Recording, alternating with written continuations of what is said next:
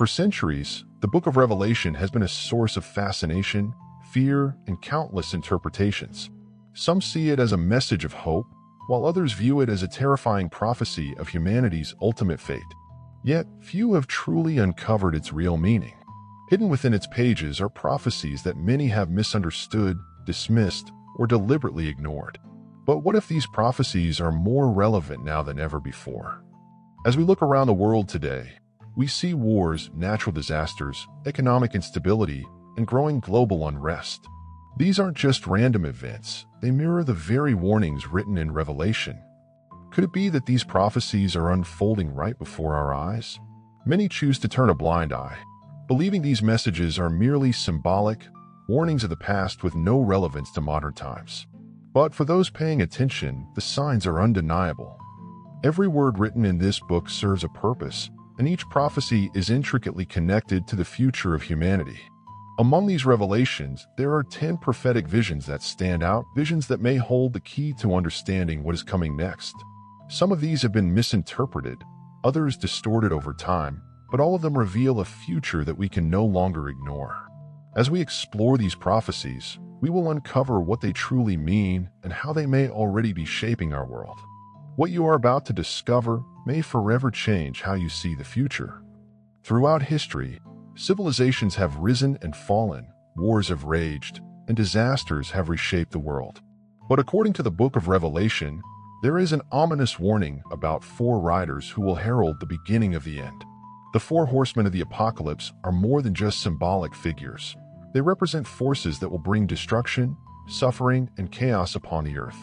In Revelation 6, these 4 riders appear as the first seals are broken, each bringing a different form of tribulation. But what if these horsemen are not just part of some distant prophecy? What if they are already riding among us?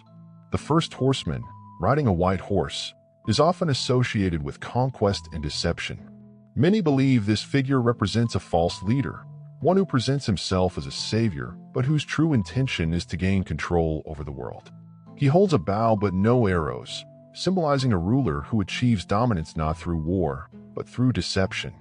Some interpret this as the rise of global influencers, governments, or organizations that manipulate the masses under the guise of peace and security. Then comes the second horseman, mounted on a red horse, wielding a great sword. His presence signifies war, bloodshed, and unrest. History has been filled with conflicts, but in recent times, wars and political tensions have escalated globally. Nations are arming themselves, alliances are shifting, and the threat of worldwide conflict looms closer than ever.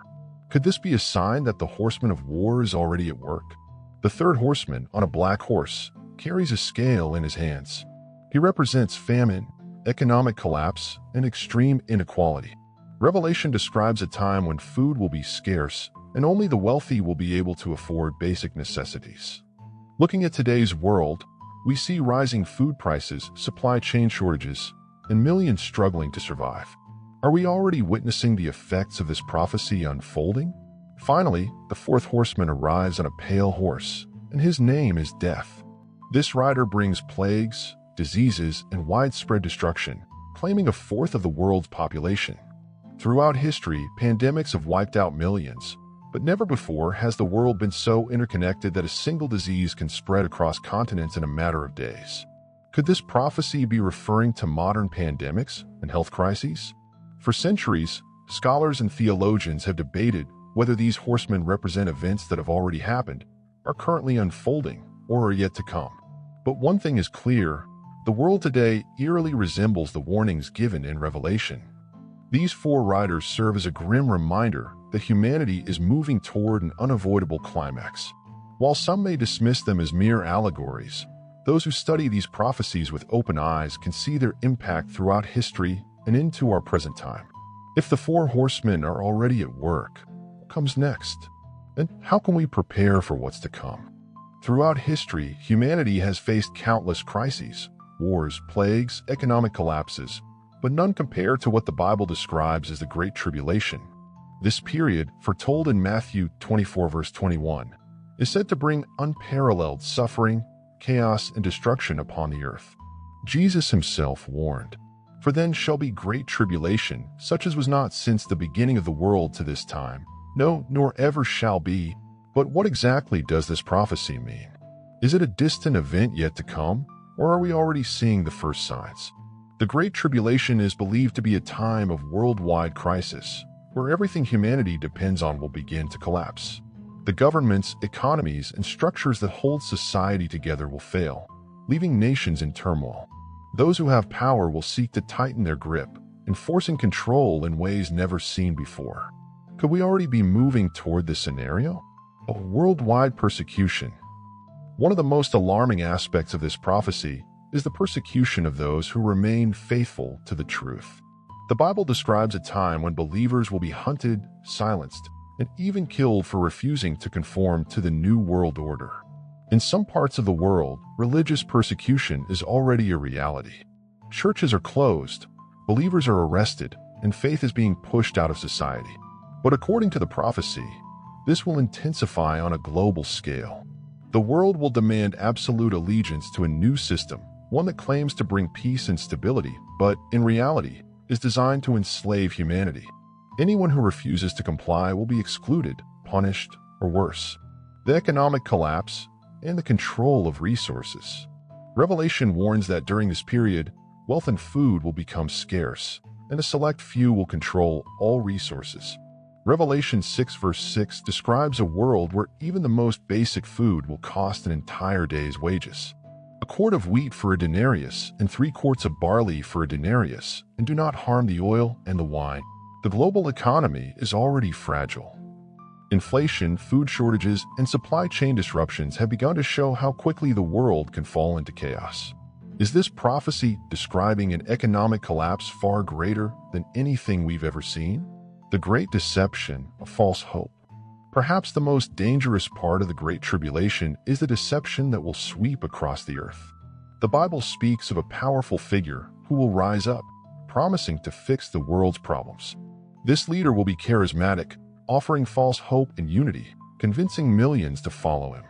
He will perform signs and wonders, making people believe he is a savior.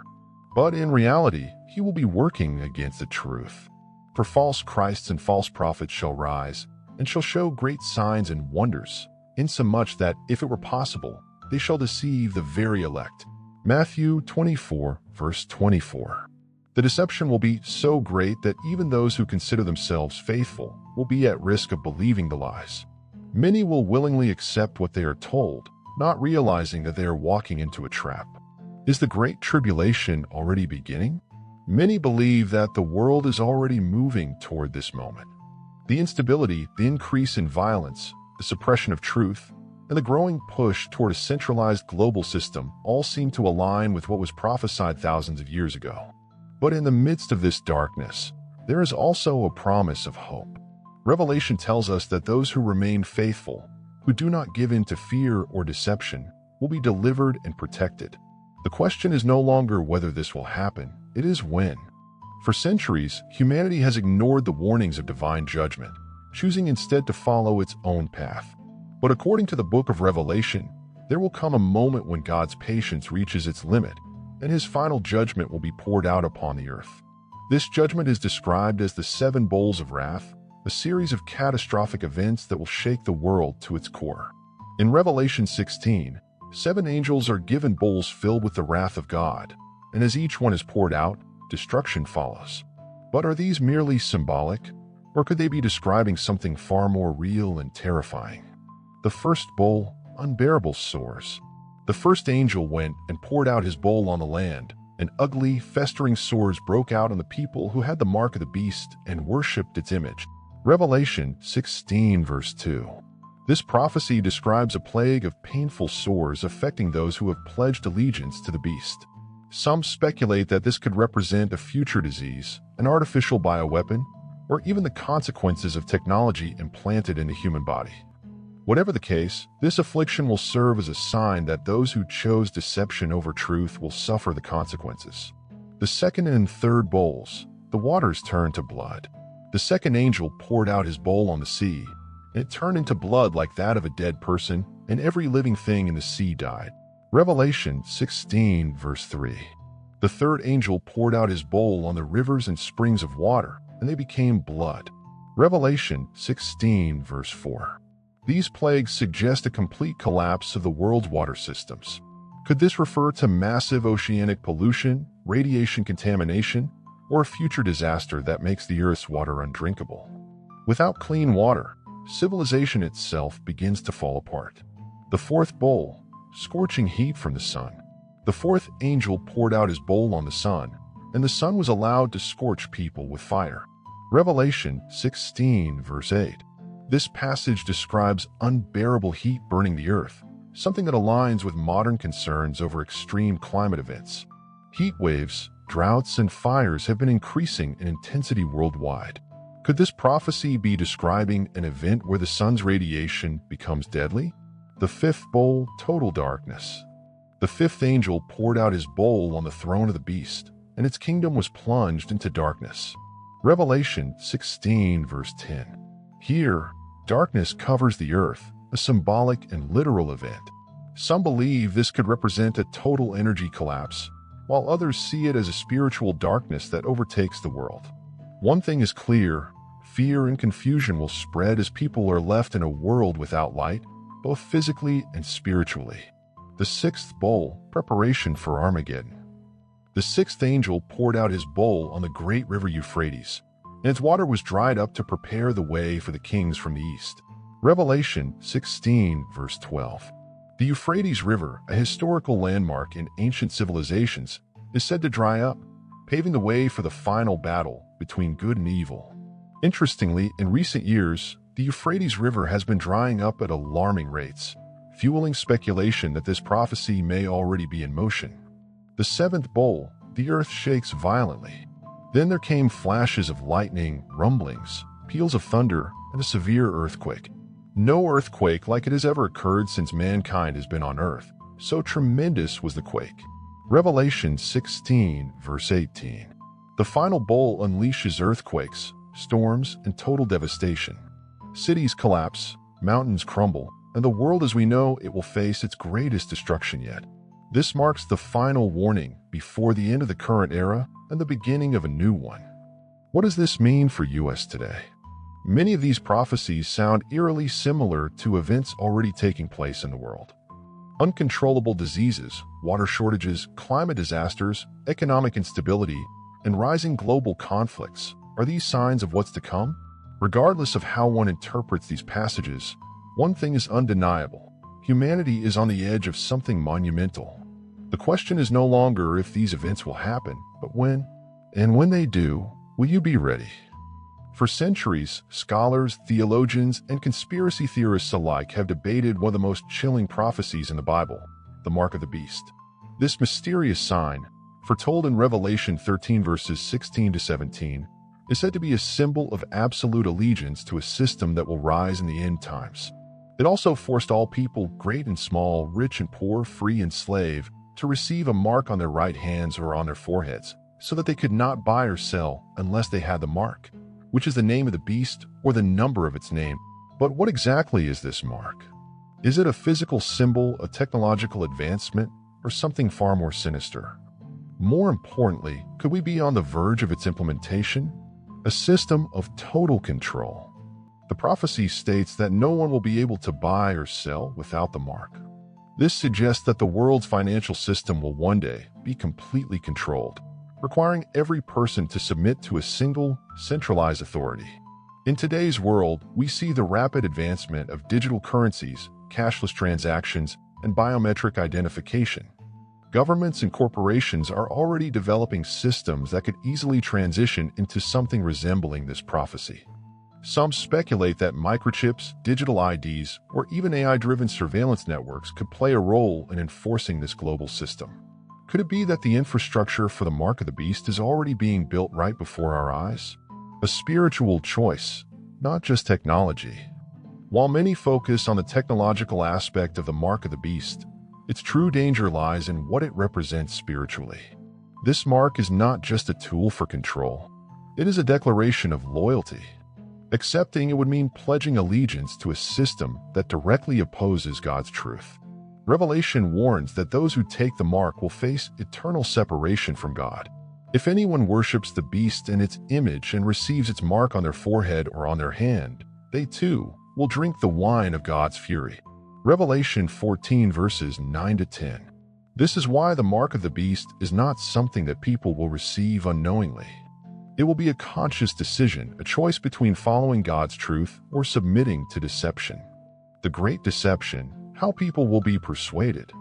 One of the most concerning parts of this prophecy is that many will be deceived into accepting the mark. The Bible warns that a false prophet will arise, performing signs and wonders to convince people that taking the mark is not only necessary but beneficial. In today's world, manipulation through media, technology, and psychological influence has become more advanced than ever before. Governments, corporations, and even religious leaders have the power to shape public perception, convincing people to accept things they might not have considered otherwise. Could the mark of the beast be introduced under the pretense of security, economic stability, or even global unity? Would people willingly submit to it, believing it is for the greater good? Are we moving toward this reality? While no one can say with certainty when this prophecy will be fulfilled, the signs of preparation are undeniable. The world is moving toward a fully digital economy, surveillance is increasing, and the concept of individual freedoms is shifting toward collective control. We are witnessing a world where dissent is silenced, truth is distorted, and those who resist are labeled as threats. When the time comes, will refusing the mark mean being cut off from society entirely? The warning has been given. A system of absolute control is coming. And when the time arrives, the question will not be, what is the mark of the beast? But rather, will you have the strength to reject it? Throughout human history, wars have shaped civilizations, destroyed empires, and rewritten the course of nations. But none of them compare to what the Bible describes as the ultimate confrontation between light and darkness, the Battle of Armageddon. This is not just another war between nations. It is a cosmic battle that will determine the fate of humanity. It is the moment when the forces of God and righteousness will stand against the armies of the beast, the false prophet, and those who have chosen deception. Where will this final battle take place? The name Armageddon originates from the Hebrew word Har-Megiddo, meaning Mount Megiddo, a historical site in modern-day Israel. This region has been the setting for countless wars, but the battle described in Revelation is unlike any other in history. Revelation 16 verse 16 says, "Then they gathered the kings together to the place that in Hebrew is called Armageddon." The prophecy suggests that the world's most powerful leaders will be manipulated into assembling their forces for war, believing they are fighting for their own survival. But they will not be fighting against each other. They will be preparing to resist God Himself. The greatest deception in human history. According to Revelation, Satan, the Antichrist, and the false prophet will deceive the nations, convincing them to prepare for battle against a supposed cosmic threat. Many believe this deception will be so powerful that even those who once followed the truth may be swayed into believing the lies. For false messiahs and false prophets will appear, perform great signs and wonders to deceive, if possible, even the elect. Matthew 24, verse 24. The world will be thrown into complete chaos, with governments, military forces, and global powers rallying together under a false cause. Some have speculated that this could involve advanced technology, artificial intelligence, or even an extraterrestrial deception designed to turn humanity against its creator. The return of the King, the second coming of Christ. As the armies of the world gather for battle, the Bible describes a dramatic moment that will change everything: the return of Jesus Christ in glory and power. Revelation 19 verses 11 to 16 paints a vivid picture of His return. "I saw heaven standing open, and there before me was a white horse, whose rider is called Faithful and True. With justice he judges and wages war. His name is the Word of God." The armies of heaven were following Him, riding on white horses and dressed in fine linen, white and clean. At this moment, the illusion of human power will shatter, and the truth will be revealed.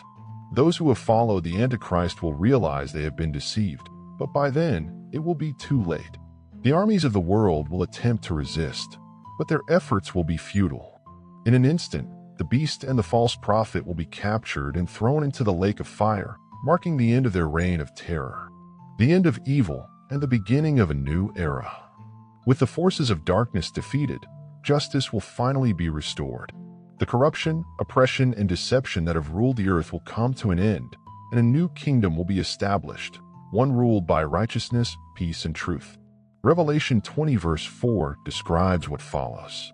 And I saw thrones, and they sat upon them, and judgment was given unto them. And they lived and reigned with Christ for 1,000 years. This marks the beginning of a new age, a time when the world will be free from the control of evil. But before this can happen, humanity must endure its darkest trial, the final confrontation, the last deception, and the ultimate battle. The prophecy has been written. The warning has been given. For centuries, the world has been moving toward an inevitable conclusion. Kingdoms have risen and fallen, leaders have come and gone, but one prophecy in the book of Revelation speaks of the final moment when every soul will stand before the ultimate judge. This moment is known as the final judgment, the event where every action, every choice, and every belief will be brought into account. The final judgment, standing before the great white throne. Revelation 20 verses 11 to 12 describes the scene with chilling clarity. Then I saw a great white throne and him who was seated on it. The earth and the heavens fled from his presence, and there was no place for them. And I saw the dead, great and small, standing before the throne, and books were opened. In this moment, every person, whether rich or poor, powerful or forgotten, will stand before God to face their final judgment. The book of life will be opened, revealing whether a person's name is written among those who have chosen truth and righteousness. The Bible states that those whose names are not found in the book of life will be cast into the lake of fire, a place of eternal separation from God. Anyone whose name was not found written in the book of life was thrown into the lake of fire. Revelation 20 verse 15. This is the ultimate reckoning, the moment where the destinies of all souls are sealed. There will be no appeals, no second chances, only justice. A new heaven and a new earth, the beginning of eternity. But the story does not end in destruction. After the final judgment, the Bible speaks of a new creation, a restored paradise where there will be no more suffering, no more death, and no more evil. Revelation 21 verses 1 to 3 describes this breathtaking vision. Then I saw a new heaven and a new earth, for the first heaven and the first earth had passed away. I heard a loud voice from the throne saying, Look, God's dwelling place is now among the people, and he will dwell with them. They will be his people, and God himself will be with them and be their God. This new earth will be unlike anything the world has ever seen, a place of perfect peace, where righteousness reigns, and where the faithful will live in eternal joy. No more pain, no more suffering, no more death. One of the most powerful promises of this prophecy is that all suffering will come to an end. Revelation 21 verse 4 gives one of the most comforting messages in the entire Bible. He will wipe every tear from their eyes. There will be no more death or mourning or crying or pain, for the old order of things has passed away. Imagine a world without war, without fear, without injustice, a place where love, truth, and peace are eternal. This is the future that awaits those who have chosen to remain faithful. The final choice. What side will you be on? As we have seen throughout this prophecy, every person must make a choice. The world is moving toward a final confrontation, a moment where the truth will be undeniable. But by then, it will be too late to change sides. The decisions we make today will determine where we stand in the end. The Four Horsemen have already begun their ride. The Great Tribulation is approaching. The Battle of Armageddon will decide the fate of the world. The mark of the beast will demand absolute allegiance. The final judgment will determine the eternal destiny of every soul. But for those who choose truth, for those who refuse to bow to deception, there is hope beyond the destruction. The new earth is coming. And now the only question left is, where will you stand when the final prophecy is fulfilled? The book of Revelation has stood as a warning, a prophecy of events that would one day unfold. Some have dismissed it as symbolism, others as mere religious text. But as we look at the state of the world today, the question is no longer whether these events are real. It's how much longer until they reach their fulfillment. The Four Horsemen have brought deception, war, famine, and disease. The Great Tribulation is coming, promising suffering like never before. The mark of the beast will separate those who conform from those who resist. The final battle of Armageddon will determine the fate of humanity. And in the end, the final judgment will decide where each of us stands for eternity. But beyond all the destruction, there is hope. The promise of a new heaven and a new earth, where there is no suffering, no death, and no evil. The warnings have been given. The signs are unfolding. The choice is now in your hands. What will you do with this information? Leave a comment below. Do you believe these prophecies are coming true? Share this video with those who need to hear this message before it's too late. Subscribe and turn on notifications to stay informed on what's coming next. The prophecy has been given. Now the decision is yours.